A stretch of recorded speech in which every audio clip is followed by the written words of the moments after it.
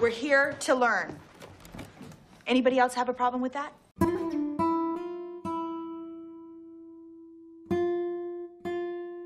Tjenare allihopa och välkommen tillbaka till Chrono Guys. Nu var det inte länge sedan vi gjorde en video, men det är jävligt kul att vara tillbaka och göra en till.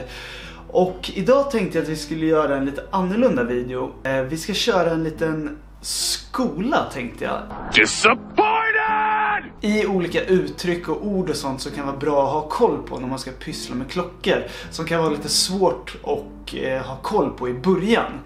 Så jag satt ihop en liten lista med lite ord och lite uttryck och lite information om typ klockor, Rolex. Det är framförallt Rolex eftersom det är det vi är mest inne på den här kanalen. Så jag satt ihop en liten lista här som vi tänkte bränna igenom så ni får lite mer information och kunskap. Många av er kanske redan kan många av de här grejerna, för det kommer vara ganska basic idag, men jag tänker att vi kan dela upp det i flera olika delar. Så att idag kommer det vara väldigt basic med ord och sånt som kanske många av er redan vet, men som kan vara nice att ha koll på om man är en nybörjare. Innan vi drar igång med det så tänkte jag köra en wrist check, och nu är det så här att nu har jag varit på banken och hämtat ut en av mina klockor.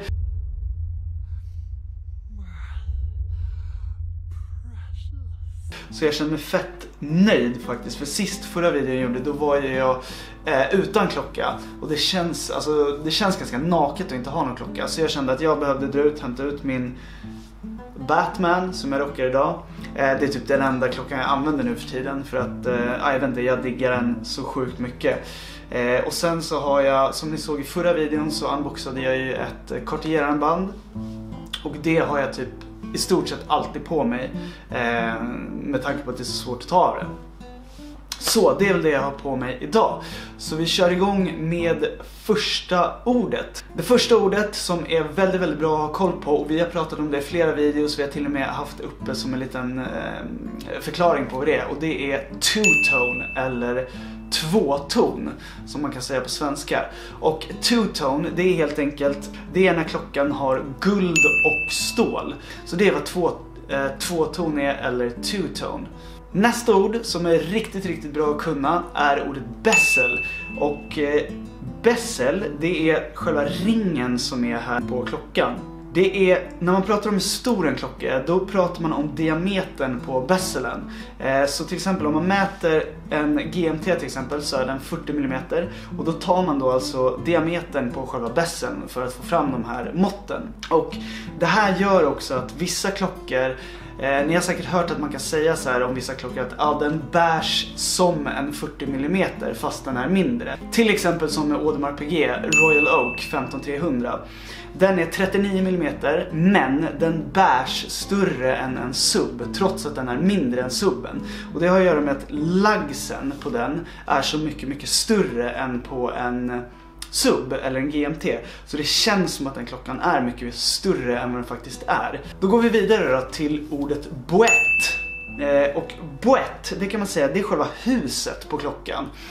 Det är alltså det som är utanpå. Det är alltså inte det som är inuti klockan, utan det är själva huset som omsluter urverket.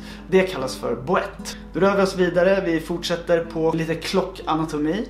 Och det här ordet kanske ni har hört förut, lugs. Vi har pratat om det tidigare, bland annat när vi pratade om vad vi trodde för predictions i år med subben. Då sa vi att vi trodde att den nya subben skulle ha lite smalare lugs. Och lugsen, det är helt enkelt de här små armarna kan man säga som sticker ut från boetten, som liksom håller fast armbandet i boetten. Det kallas för lugs. Och man kan även mäta storleken på lugsen, som jag sa med AP:n, att den är ganska stor. Lug to lug width brukar man säga. Eller lug to lug length kanske man säger när det är på den ledden. Widthen på den ledden. Så det är vad lugsen är, det är bra ord att hålla koll på. Vilket för oss vidare till nästa ord som är krona, eller crown på engelska. Och i Rolex fall så är det ganska lätt att lista ut vad det här är för del på klockan. För om man tittar på kronan, som är den här lilla pluppen här, så sitter det en Rolex-krona på den. Vilket gör att det är ganska lätt att fatta att det här är kronan. Och kronans funktion egentligen, det är att kunna vrida upp urverket och ställa klockan. Så att när man skruvar ut kronan så kommer man åt liksom funktionerna i urverket kan man säga. Och oftast när det är så här, när man har en klocka som är vattenskadad, då beror det oftast på att du inte har skruvat åt kronan tillräckligt hårt. För att det sitter som en liten gummiring i kronan som gör att själva klockan blir vattentät. Så det är därför vi alltid brukar tjata lite om det när vi pratar om när man tvättar klockan. Dubbelkolla alltid så att kronan är inskruvad.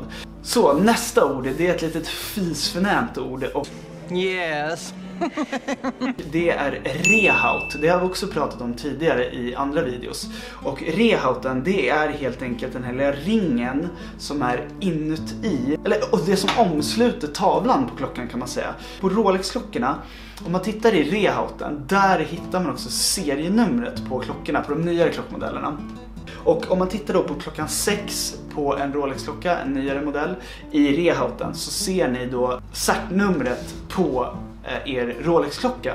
Och det kan ni alltså kolla då mot CERT så att de stämmer överens med varandra. Nu kommer vi snöa in oss lite mer på Rolex-nischade ord och fraser som handlar mer om just Rolex-specifika termer. Det första ordet som ni med största säkerhet har hört förut, det är Oyster eller Oyster Bracelet. Och vi snackar alltså inte om några muskler här, utan vi snackar om armbandet på klockan.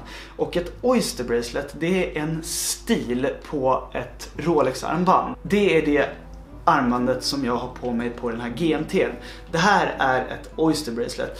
Och jag vet inte om många skulle säga att det är Rolex absolut vanligaste armband, men det är i alla fall ett av de vanligaste de har. Det är det som sitter på subben, på GMT:n, om det inte är jubileer-GMT:n, och på många andra modeller. Som ser ut så här. De har ganska breda länkar, breda centerlänkar, och de finns i 2 varianter vad jag vet. De finns med borstat stål helt som är på en vanlig sub, och sen har de borstat och polerat stål som är på den här GMT:n till exempel. Så nästa Rolex-term är jubilee eller jubilee som det heter på engelska, och det är också en typ av armband, och vi har också pratat om det här tidigare. Det är en annan stil på ett armband som jag personligen tycker är jävligt snyggt. Jubilearmbandet, man har börjat se att jubilearmbandet börjar bli mer och mer poppis faktiskt. Förut så kändes jubilearmbandet ganska gubbigt faktiskt, om jag ska vara ärlig. Men nu på sista tiden så har fler och fler börjat köpa just jubilee. Så nästa Rolex-term är faktiskt också ett armband, och det är presidentarmbandet. Presidentarmbandet är väl kanske den stilen av armband som signalerar mest typ makt. Makten, den absoluta makten. Alltså pondus på ett Rolex-armband. Det är det armband som sitter på deras day-date-modeller. Och orsaken till att det kallas för presidentarmbandet, det är för att det var väldigt många typ presidenter, företagare och sånt där förr i tiden som hade de här på sig. Och det ser, alltså det är riktigt snyggt armband. Själva presidentlänken har ju också en gömd klasp på baksidan här som gör att det blir väldigt liksom enhetligt hela armbandet. Och från början så fanns den här bara i guld, alltså guld då. Men nu finns den faktiskt i både vitguld, Everrose eller roséguld. Everrose är Rolex sätt att säga roséguld, och i platinum också. Så då rör vi oss vidare till ordet Cerachrome. Och Cerachrome, det är egentligen en keramikteknik, eller vad ska man säga, det är egentligen bara det är keramiken som finns i bezelen på nyare Rolex-modeller. Alltså den som sitter här i bezelen på dels GMTs, Daytonas och på subbar. Och när de introducerade Cerachromen 2005, då var det ett ganska stort steg i förändringen av klockan. För tidigare då använde man aluminium på bezelen, och grejen är så här, man får tycka vad man vill om det här, men aluminium har vissa kvaliteter som gör det ganska ofördelaktigt att ha i just en bezel, för att bezeln stöter man emot ganska mycket och aluminium repas ganska lätt. Så det som hände med de här gamla aluminiumbezelsen, det var att de var ganska repiga, och över tid så bleknar färgen. Och personligen kan jag tycka att det är ganska häftigt med till exempel en Pepsi-klocka som har en fejdad bezel.